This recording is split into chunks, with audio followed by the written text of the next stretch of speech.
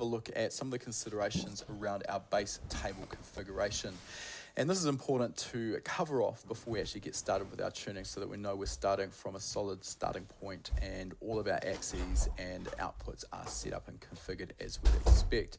The options here, of course, are going to depend on whether we're running a continuously variable cam control system or a more simple switched cam control style. For our demonstration, we will be using the ECU Master EMU Black software. However, of course, there will be significant variations from one software manufacturer to another. Despite this, the general principles that we're going to cover off should still be applicable. Let's start with our switched cam control system, which actually in this way with our setup is a little bit more complex. There's a little bit more going on here. So we'll start here in our menu structure off to the left-hand side here, and we can see that we've got the VVT or variable valve timing menu structure. We open that up and we see right at the top here, we have our option for VTEC control. So this will give us all of our VTEC parameters. We'll double click on that. That brings up our parameters up here on the right-hand side.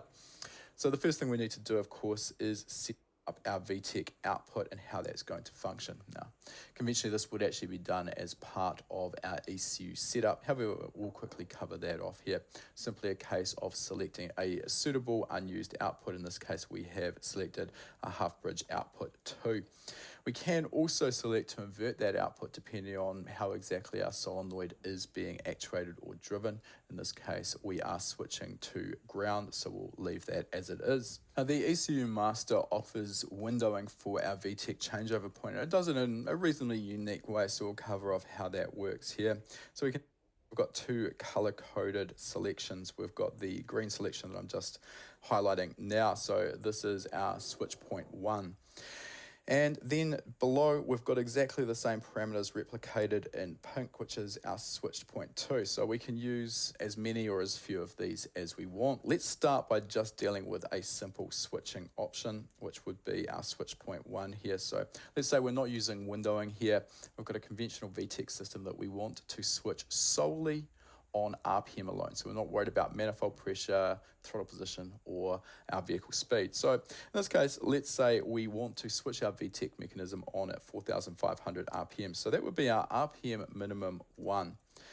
Now, the RPM max 1, this is the switch off point. So with a VTEC style system, unlike perhaps Nissan's VTC system, we're not going to switch it on and then back off as we move through the rev range. So we're simply going to select an RPM for RPM max 1 that's outside of the engine operating range or above and beyond the RPM limiter, in this case 10,000 RPM.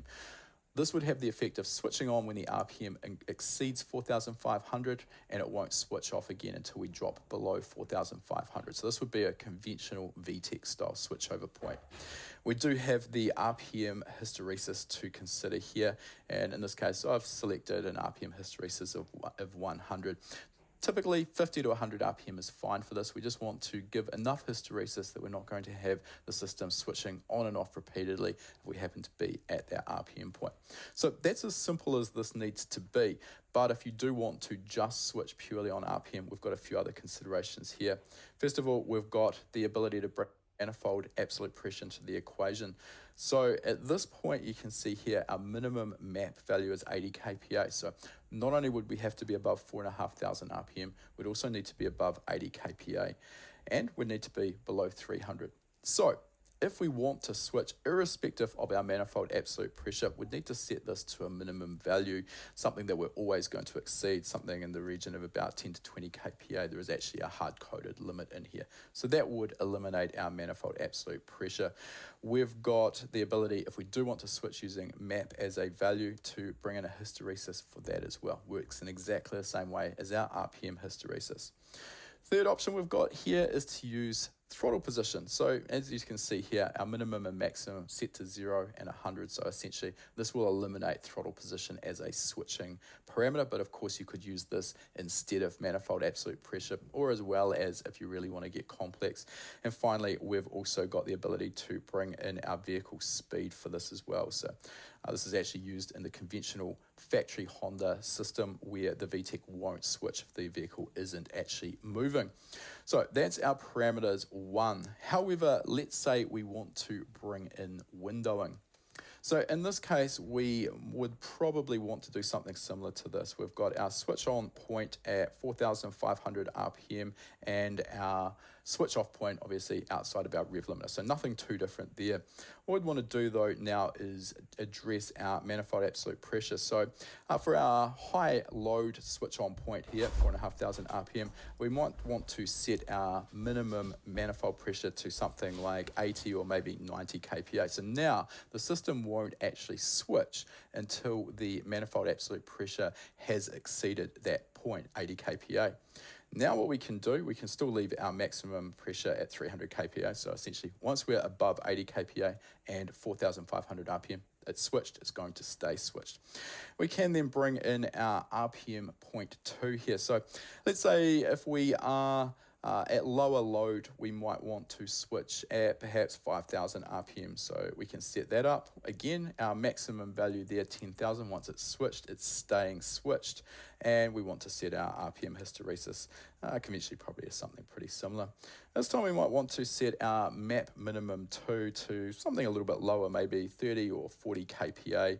Our max map 2, we're going to set that to the same point here. So we're going to be switching between one point and the other. So this would achieve our aim of a windowed system. It's a little clunky in that it doesn't nicely interpolate between those points like a lot of ECUs do. However, it does give you the benefit of knowing exactly between those points whether you are in the VTEC active or inactive state. So pretty straightforward there. We do also have a couple of other options down the bottom here. We've got the ability to engage the VTEC all the time, irrespective of these table values or output parameters. If our RPM is above a certain point, in this case 15,000 RPM, it's obviously set to basically not function. And we've got a delay time available as well. Another way of getting a hysteresis into the system. So this really comes down to personal preference there. So that's our basic setup there. And obviously we're going to manipulate the VTEC changeover points as we see fit once we actually start tuning. So that's got our control strategy structured. Let's jump back over to our Fuel VE table though, and we'll have a quick look at how all of this functions. So at the moment we've got a single VE table. And this is probably how most people will set this up. So what we can see is we've got our breakpoints on our RPM axis. And at the moment I've got a breakpoint at 4.5 and then 5,000 RPM, pretty conventional. What we may want to do here is add a little bit of higher resolution around the VTEC switchover point. Now this doesn't strictly need to be done now because realistically at this point we're not going to necessarily know exactly what the VTEC changeover point is. So there's nothing wrong with leaving this at the moment, but just having it in the back of your mind that you will be coming back to it, and you may want to add breakpoint resolution maybe every 50 RPM either side of the VTEC changeover point, just to give yourself a little bit of better resolution. Generally, if you have optimized the VTEC changeover point, there shouldn't be a large jump in volumetric efficiency across that point anyway. So whether or not you need that extra resolution is something you're going to find as you go, but just bear in mind that it's something you may want to consider. Now at this point we have talked about a conventional VTEC system where we're switching on and we're leaving the system switched on, and that may not be the only way we want to do this. As we've discussed in the body of the course, systems such as the likes of the Nissan VTC, generally they'll switch on at a low RPM point and then switch off again, then they may switch on later in the RPM. So if we just go back to our VTEC parameters here, it's another way we can use this. So here we've got our switch on point 4,500 RPM and our switch off point at 10,000 RPM. So let's say we want to switch the system on at 1,800 and we find that we actually get best performance by switching that off again at 3,800. Then what we might find is that above 6,500 RPM, it wants to be switched back on. So we can do exactly that. Now, obviously, now we would want to change these minimum and maximum manifold pressure parameters so that basically irrespective of our manifold absolute pressure, in this case, the system is going to stay active. So just depends on the style of system you're switching and what you actually find the system needs once you actually run it on the dyno. It doesn't really matter. We don't need to finalize this now. We can always come back and manipulate these once we're actually doing some ramp runs on the dyno and we see what our particular system wants. All right, so we've looked at the single VE table, but most ECUs, the likes of the ECU Master here, do give us multiple VE tables. So let's have a quick look at this. And we can see here we've got, under our fuel tables, VE table 1 and table 2, plus we've got 2 target lambda tables. Likewise, if we come down to our ignition, we see we've got exactly the same here. So we can set up multiple tables and switch these on the VTEC changeover point. So let's have a look at that. That's done through a separate parameter. We'll come down here to our other drop-down menu or menu structure, and down the bottom of this we'll find tables switch. So let's open that up.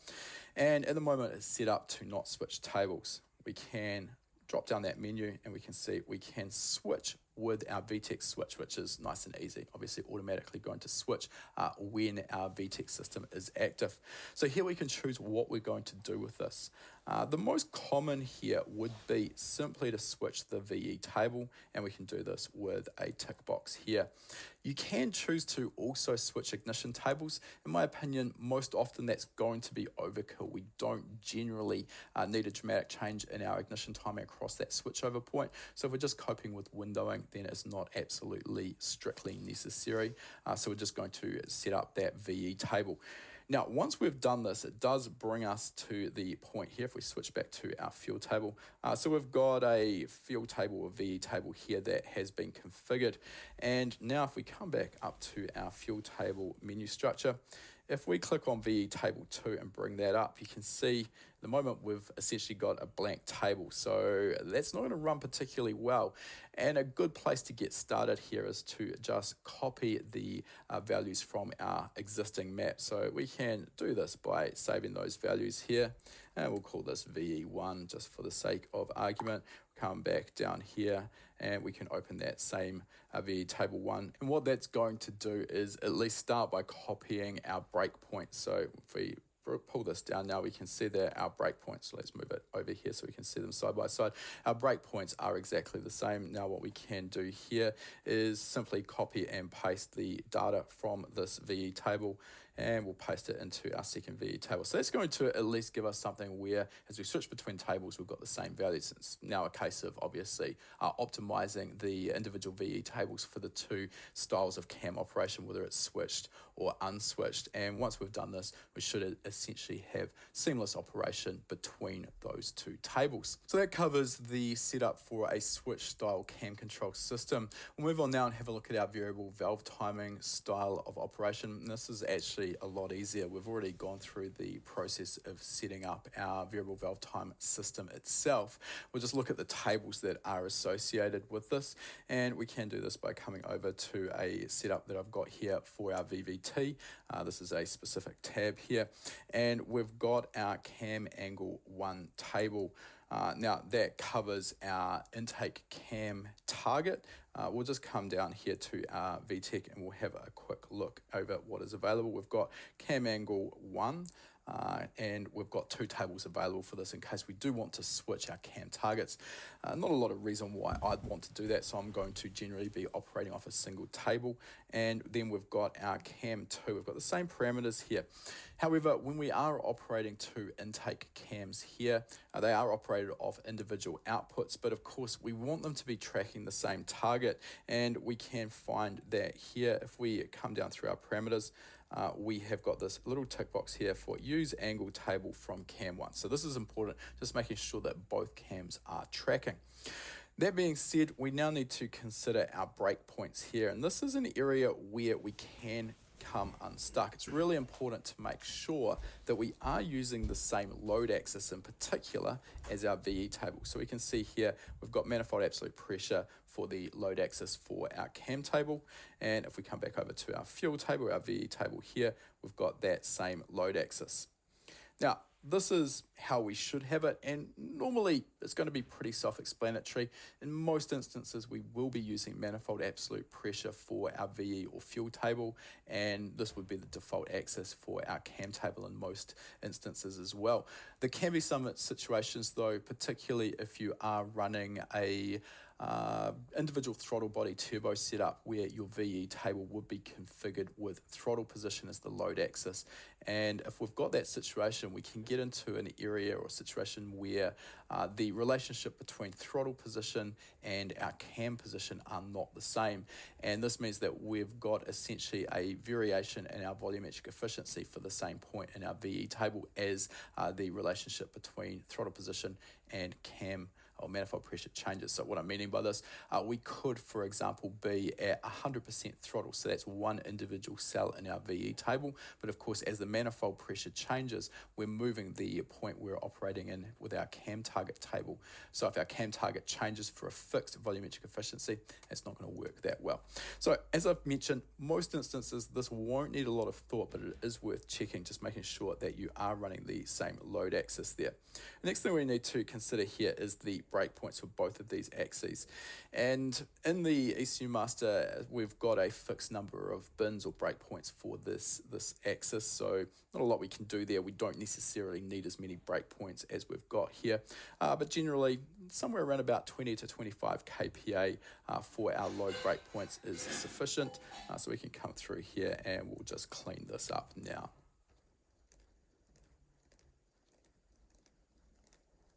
So you can see what I've set up there is 20 kPa breakpoints up to 200 kPa, and then I've split those and gone a little bit further with 50 kPa at 250 and 300. The reason for this is we don't specifically need this many breakpoints anyway, so we don't typically see the cam targets need to change that much once we get past a certain load level. So particularly for a naturally aspirated engine, we're going to obviously be spreading all of those breakpoints across 0 to 100 kPa, so we're going to end up with very tight breakpoints. We don't need that. We just won't see the requirement for that. Likewise, we can do exactly the same with our RPM axis, and typically something like what I've got here is probably pretty typical. Maybe every 500 RPM would be sufficient. We may find there are some areas where slightly tighter breakpoints may be beneficial around an area where there is a large VE change and we want to move that cam timing, but we can always address these once we get into it. For now, we've got a pretty good starting point there. And the last aspect here is while we do have a target table set up in here at the moment, what we're going to do before we get up and running, we're going to just zero out that table. So we've got a nice blank table to get ourselves started and begin our actual tuning. So there you go, a little introduction into some of the considerations around base table configuration. Obviously, it's not all encompassing there, and there will be variations between different ECU brands and different setups that you may be wanting to do. We're going to get a little bit more specific with some of these as we move into our library of worked examples later in the course.